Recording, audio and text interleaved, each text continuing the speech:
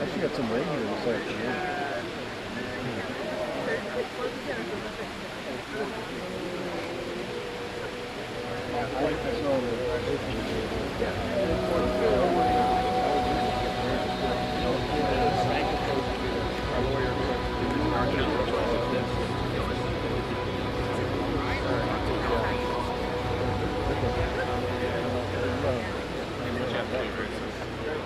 Yes, sir.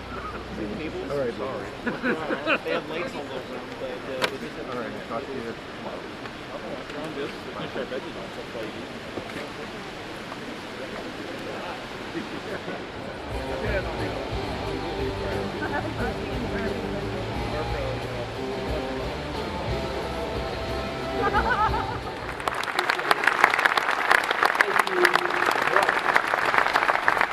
Great to have you here at Lakewood. Thank you all for coming, and thanks, Brian, for all you do. We just appreciate what you guys do for the kingdom and to just, build God's work all over the world. I feel like I can relate to you. As a matter of fact, when Reed asked me to do this a while back, I thought, you know what, I don't like to do a lot of other things, necessarily. But when he said it was talking to other people that, on the technical side, I thought I can do that because that's what I did for 17 years. I just tell you, I won't be long. My dad always said, blessed are the short-winded, they'll be invited back. So, yes, we just take 5 or 6, 7 minutes and kind of tell you my story. But my parents started the church in 1959, and we were about 20 minutes away on the northeast side of town. And, my parents were there faithfully for many years. And I graduated from high school. Well, let me go back. In my teenage years, I always loved production. At the little church, it wasn't too small, but at the other church, we had some cameras, and I would come down every weekend and play with them. And I loved editing. I loved, just anything had to do with cameras and production and editing. Matter of fact, a friend of mine, his dad owned a production company here in town. We'd go down there a lot of times on the weekends. So I really thought that's what I would do with my life. And so I went away in 1981 after I graduated from high school. I went to college, and I felt like that after that year in college, I didn't graduate, but I felt like I was supposed to come back and help the church and start a television outreach. We didn't have anything at that time. And to make a long story short, I did come back. I worked 17 years there with my parents, doing the television production. I feel like that, really jumping ahead, that, God had that all in plan for my life, because being able to understand how it all works makes it easier for me today, I believe, I believe I'm a better speaker and communicator and all that just because I can understand a lot of that. But I worked for those 17 years, and then we had a weekly half-hour program that went out. I traveled with my father overseas a lot to India, take the camera and all that. And I'd never spoken before, or ministered before in public, although my father tried to get me to many times, but I enjoyed being behind the scenes. Matter of fact, a couple years before my dad died in 1999, we were able to get our hands on the last full-power TV station here in town, Channel 55. Victoria and I and some of our staff, we put that on the air. And I really thought, between that and the church, that's what I do with the rest of my life. But anyway, when my father went to be with the Lord in 1999, I don't know how to explain it, but just I knew that I was supposed to step up and pastor the church. So that's what I did. I'd only spoken one time before. And really, we never dreamed that it would grow.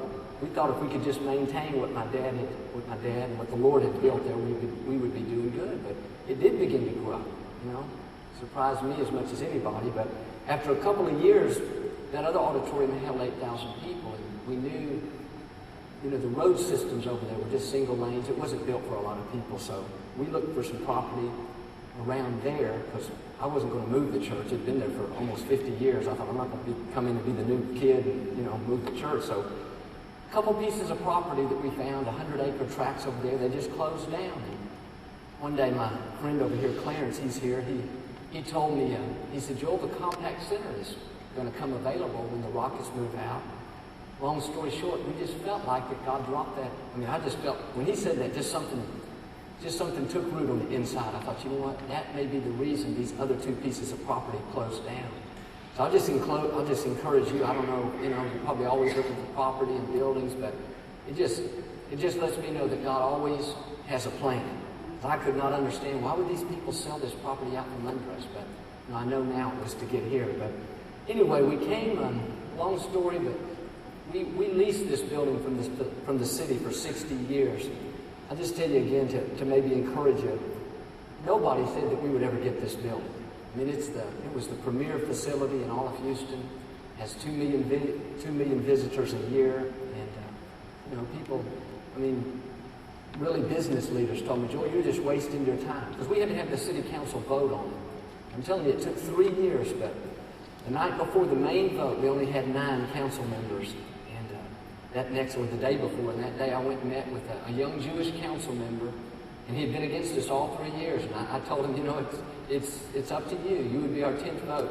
And that day he changed his vote, and so we got the facility for 60 years. Well, that was a great victory for us, and then it came time to figure out what we were going to do with it. So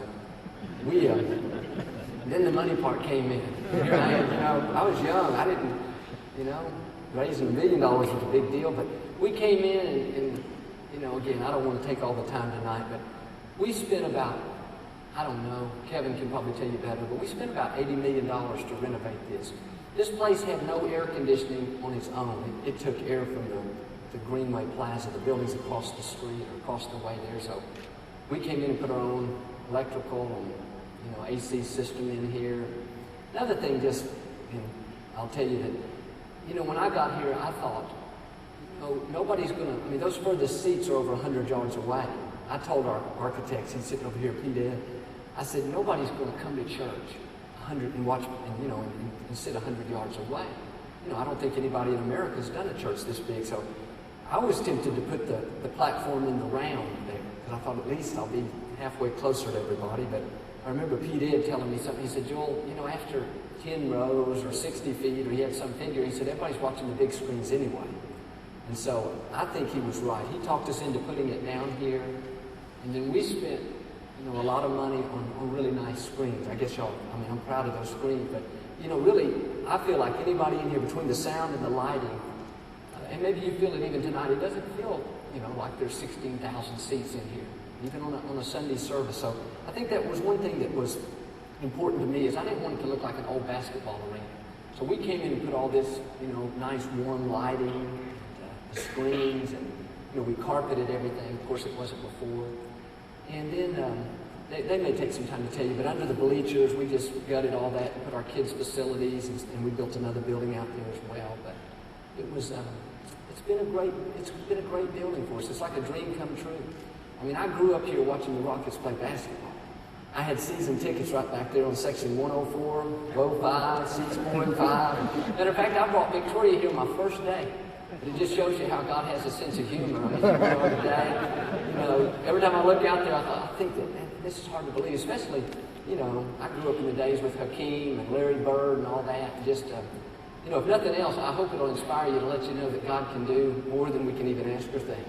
That He's got a plan, that He's got, He uses us all. Big church, small church, different ministries, but we just celebrate what you're doing tonight and just appreciate you coming out.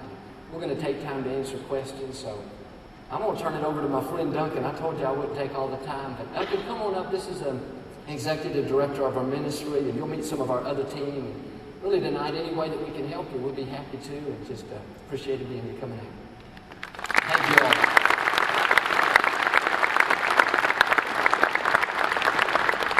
We do appreciate you guys being here. It's great to have a pastor that understands television and media. You have an advantage over a lot of folks because he can look at a light and know that it's off 10-foot candles, and we fix it. So I think that makes our church special, not just because obviously his background in television, but the team that he's assembled here. And I want to introduce some of them to you here tonight. First of all, I want to introduce Kevin Combus. He's our Chief Operating Officer. He's responsible. I always tease him. I said he's responsible for saving all the money, and I'm responsible for spending all the money. And I'm better at my job than he is at his right now.